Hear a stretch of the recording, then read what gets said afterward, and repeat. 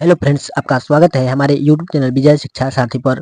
तो मैं आज लेकर आ गया हूँ संस्कृत का पार्ट 2 पाटलिपुत्र वैभवम। इसके वीवीआई ऑब्जेक्टिव करेंगे। अगर आप इस चैनल पर नए हैं तो चैनल को सब्सक्राइब कर लीजिएगा और वीडियो को लाइक कर दीजिएगा और इसे अपने दोस्तों के पास शेयर करना नहीं भूलिएगा। तो चलिए क्वेश्चन को शुरू करते हैं।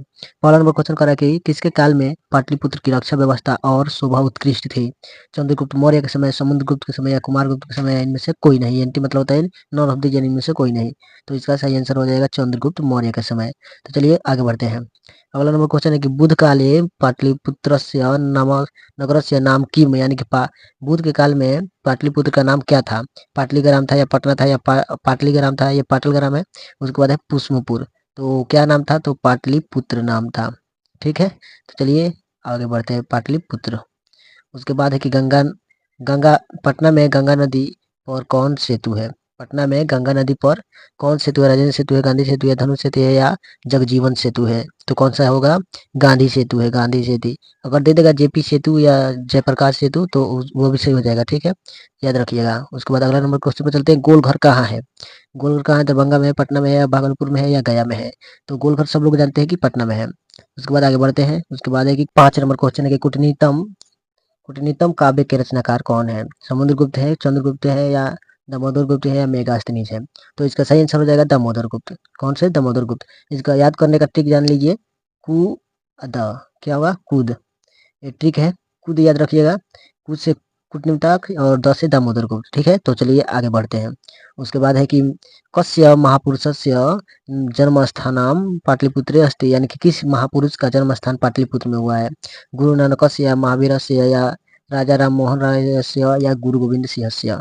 तो इसका सही आंसर हो जाएगा गुरु गोविंद सिंह का जन्म हुआ था, जो सिख धर्म के 10वें गुरु थे। तो चलिए अगला नंबर क्वेश्चन पढ़ते हैं कि सिखों के 10वें गुरु कौन थे? गुरु नानक थे, गुरु तेग बहादुर से या गुरु गोविंद सिंह थे या गुरु रामदास थे? तो इसका सही आंसर हो जाएगा गुरु गोविंद सिंह थे। ठीक है, तो आगे बढ़ते हैं।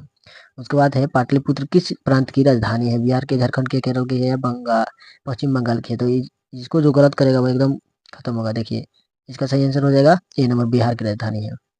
उसके लिए 9 नंबर क्वेश्चन क्या करेगा? दामोदर गुप्त ने किस काव्य की रचना की? दामोदर गुप्त ने किस काव्य की रचना की? काव्य मीमांसा की या मुद्रा राक्षस की या मिर्च कटिक की या कूटनीतम की? तो दामोदर गुप्त किसे किए थे? तो कूटनीतम काव्य किए थे। डी नंबर अभी बताए थे। कूद याद रखिएगा। क्या? कूद। तो इसमें दे दिया, दामोदर गुप्त दे दिया है, आपको कूद निकाल देना है। उसके बाद अगला नंबर क्वेश्चन, काव्य मीमांसा के कवि कौन है? काव्य मीमांसा के कवि कौन है? राजशेखर है या दामोदर गुप्त है या चंद्रगुप्त है या मेगास्थनीज है? तो आपको बताना है, तो राजशेखर हो जाएंगे। क्या आंसर हो जाएगा? राजशेखर। इसका भी ट्रिक जान लीजिए। का और उसके बाद रा, कारा, का रा याद रखिएगा या काराज। ठीक है, या याद रखिए का राज, यानी कि क से का भी मीमांसा और रा से राज शेखर। ठीक है, तो उसके बाद अगले नंबर क्वेश्चन पे चलते हैं। 11 नंबर क्वेश्चन है कि राज्ञ अशोकस्य समय अस्य नगरस्य वैभवम कीदृशम आसीत्, यानी कि राजा अशोक के समय इस नगर यानी कि पटना की वैभव कैसा था? विप्रह था या समृद्धम था या असमृद्धम था या इनमें से कोई नहीं? तो अशोक के समय समृद्ध था। क्या था? समृद्ध था। तो चलिए आगे बढ़ते हैं। उसके बाद है कि मेगास्थनीज पटना किसके समय में आया था? बताना है आपको। अशोक के समय, मुगल वंश के समय या चंद्रगुप्त मौर्य के समय या अंग्रेजों के समय?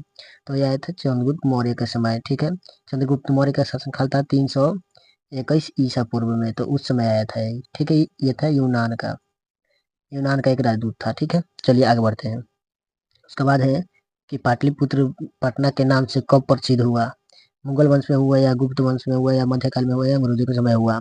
तो पाटलिपुत्र पटना के नाम से कब प्रसिद्ध हुआ? तो आपको ये बता देना है। तो इसका सही आंसर हो जाएगा मध्यकाल में। इसका सही आंसर हो जाएगा कहाँ? मध्यकाल में। तो चलिए आगे बढ़ते हैं। 14 नंबर क्वेश्चन है कि पाटल पुष्पों की पुतलिका रचना के आधार पर पटना का कौन सा नाम है? पुष्पपुर है या कुसुमपुर है या पाटलिपुत्र है या पटना है? तो इसका सही आंसर हो जाएगा पाटलिपुत्र। क्या हो जाएगा इसका सही आंसर? पाटलिपुत्र, सी नंबर। उसके बाद अगला क्वेश्चन कि पटना का इतिहास कितना पुराना है? आपको बताना है पटना का इतिहास कितना पुराना है। 2500 वर्ष पुराना या 1500 वर्ष पुराना या 2000 वर्ष पुराना या 100 वर्ष पुराना? तो इसका सही आंसर हो जाएगा 2500 वर्ष पुराना। तो उसके बाद आगे चलते हैं। यूनान का राजदूत कौन था? यूनान का राजदूत कौन था? फाहियान था, विंसंग था या मेगास्थनीज था या इतिसिन था? तो इसका सही आंसर हो जाएगा कौन? तो मेगास्थनीज था यूनान का। ये दोनों के यहाँ के थे? चीन के थे। ये दोनों चीन के थे, याद रखिएगा। चलिए आगे बढ़ते हैं। उसके बाद है कि कौमुदी महोत्सव किस ऋतु में मनाया जाता है? बसंत ऋतु में, वर्षा ऋतु में, ग्रीष्म ऋतु में या शरद ऋतु में? तो कौमुदी महोत्सव मनाया जाता था शरद ऋतु में। आगे बढ़ते हैं, डी नंबर आंसर सही हो जाएगा। उसके बाद अगला क्वेश्चन है, तो चलिए 18वां क्वेश्चन की पटना नगर की पालिका देवी कौन है? आपको बताना है पटना नगर की पालिका देवी कौन है? शीतला देवी है, काली है, पटन देवी या गौरी है? तो इसका सही आंसर हो जाएगा पटन देवी है। इसका सही आंसर क्या होगा? पटन देवी है। तो उसके बाद है कि बिहारस्य कस्मिन् नगर एक गोल गृहम् अस्ति, यानी कि बिहार के किस राज्य में गोल गृह स्थित है? बताना है आपको कि पाटलिपुत्र नगर में या सासाराम नगर में या पहरपुर नगर में या बक्सर नगर में? तो इसका सही आंसर हो जाएगा पाटलिपुत्र नगर में, यानी कि पाटलिपुत्र नगर में। उसके बाद है कि गुरु गोविंद सिंह का जन्म स्थान कहाँ है? जन्म स्थल पाटलिपुत्र में है या कलिंग में है या उत्कल प्रांत में है या इनमें से कोई नहीं? तो पाटलिपुत्र में। इसका सही आंसर हो जाएगा पाटलिपुत्र में। उसके बाद है कि परिभूतपुरंद स्थान स्थानम की संज्ञा किसे दी गई है? पाटलिपुत्र नगर को, बुध को या गुप्त वंश को या मुंद्रा राक्षस को? तो आपको बताना है कि किसकी संज्ञा दी गई स्थान है, तो पाटलिपुत्र नगर हो जाएगा। नगर का नाम है, ये रचना का नाम है मुंद्रा राक्षस, और गुप्त वंश का नाम है और बुध व्यक्ति का नाम है। उसके बाद है कि सरस्वती का कुलगृह कौन सा महानगर था? भागलपुर था, नालंदा था, पाटलिपुत्र था या दरभंगा था? तो इसका सही आंसर हो जाएगा पाटलिपुत्र था। तो चलिए आगे बढ़ते हैं। पटना में हमेशा युद्ध, आग और बाढ़ का भय रहेगा, किसने कहा था? महात्मा बुद्ध ने कहा था, महात्मा महावीर, भगवान महावीर या चंद्रगुप्त मौर्य या मेगास्थनीज? तो इसका सही आंसर हो जाएगा महात्मा बुद्ध ने कहा था। उसके बाद अगला नंबर क्वेश्चन चलते हैं कि कौमुदी महोत्सव अतीव प्रचलित प्रचलित यानी कौमुदी महोत्सव कब प्रचलित था? अधिक मौर्य काल शासनकाल में या अंग शासनकाल में या गुप्त शासनकाल में या अशोक शासनकाल में? तो किसके समय अधिक उत्कृष्ट था? तो मौर्य शासनकाल में। ठीक है, उसके बाद आगे चलते हैं।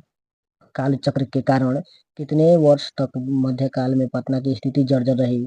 बता देना है कि पटना की स्थिति कितने वर्षों तक जर्जर रही। जर्जर रही, तो इसका सही आंसर हो जाएगा 1000 वर्ष तक। 1000 वर्ष तक, याद रखिएगा 1000 वर्ष तक। तो अब चलिए क्वेश्चन समाप्त होता है। अगर वीडियो अच्छा लगा तो इसे सब्सक्राइब कीजिएगा और वीडियो को लाइक कर दीजिएगा अच्छा लगा हो तो, और अपने दोस्तों के पास शेयर कर दीजिएगा। धन्यवाद।